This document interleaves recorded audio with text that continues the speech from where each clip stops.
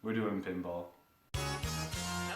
Hey guys, what is up? Storm1208 of Randomosity Gaming here today, and we're going to be talking about Super Pinball Game of the Year Edition. This is actually a project that I made for a college course that I'm currently enrolled in. It's CTIN 44 and 489, which is one of the game development classes at my current college university. And we had to upload a video of the project we just recently worked on, so I figured, you know what, why not dress it up a bit? So anyway, yeah, this is Super Pinball Game of the Year Edition, which I developed. It's a pretty cool little game. It's our first project of the semester, so it was supposed to be pretty simple. But I'll go ahead and break down sort of how all the different components of it work. First off, like the most important thing probably is the flippers. So the way they work is that they take advantage of Unity's hinge joint system. So each flipper has a hinge joint at the very end of it.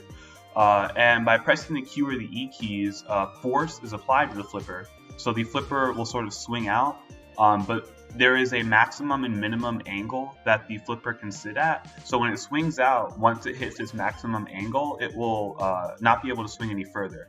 And if you hold the buttons down, the flipper will actually stay out, but if you let go, it'll like sort of fall back into position.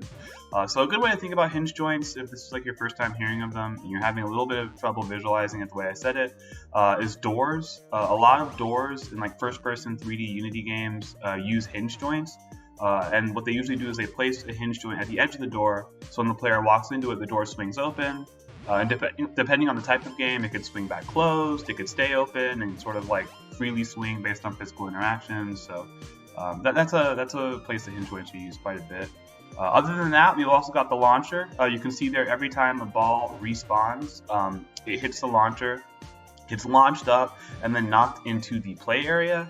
That was actually one of the toughest parts of this project for me to make, and I think it's just because like my scope was like I didn't have like a good scope for how to do the launcher. Originally, like I had 3 individual physical balls because there was a 3-ball limit for the pinball, and they would actually like load in. But then I was like, that's such a roundabout way to do it. Why don't I just do it like in a much easier way? So the way that it works now is that the ball spawns directly above the launcher.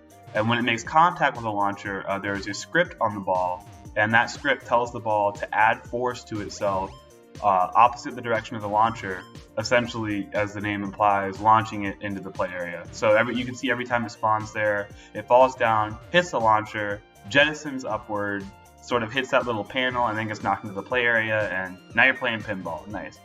Other than the launcher, we got the bumpers, and so the bumpers are pretty neat. They were actually really fun to work on. They're just basic cylinders, like Unity lets you make basic primitive shapes, but they have scripts applied to them, and what happens is when the ball makes a contact with one of the bumpers, some basic math calculations happen because, you know, math is cool, math is really, really awesome, and especially vector math, linear algebra, that stuff is really dope. So some basic vector math happens. The position of the bumper, it subtracts the position of the ball from itself. And then what that does is it essentially gives you a vector from the ball's position to the cylinder's position. And then what you want to do is you normalize that vector so you get just the direction. And then you negate it so you get the reverse direction. So now what you basically have is a vector at the face of where the ball made contact with the bumper pointing outward. And then you use Unity's add force function with that vector. And what that basically does is say when the ball makes contact with the bumper, basically rocket it outwards the exact opposite direction of the place where it made contact. The cool thing is the script actually has some public variables that are modifiable, so not all the bumpers in this game are the same.